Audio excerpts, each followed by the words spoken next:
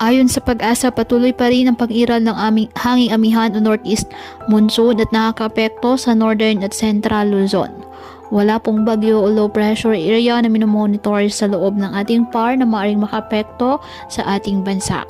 Samantala, dahil po sa amihan, nakataas pa rin ngayon ang gale warning sa mga baybayin po ng northern Luzon at eastern seaboard of central and southern Luzon, na kung saan delikado pa rin ang pumalaot lalo na ang ating mga kababayang mangingisda at may maliliit na sasakyang pandagat. Ngayong araw, dahil sa amihan, ang Cagayan Valley, Aurora at Quezon asahan ng maulap na kalangitan na may mga pag-ulan. Posible po ang mga pagbaha at landslide lalo na kapag may moderate at times heavy rains. Ang Cordillera Administrative Region asahan din ng maulap na kalangitan na may mahihinang pag-ulan dahil pa rin po sa nasabing amihan.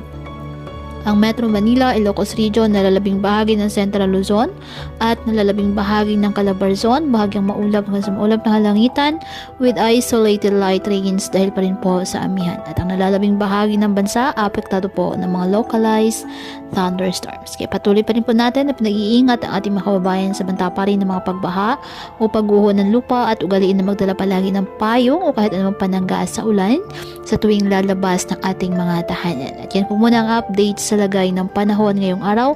Muli patuloy po tayo na mag-ingat at palaging tandaan, God loves you. Stay safe and God bless.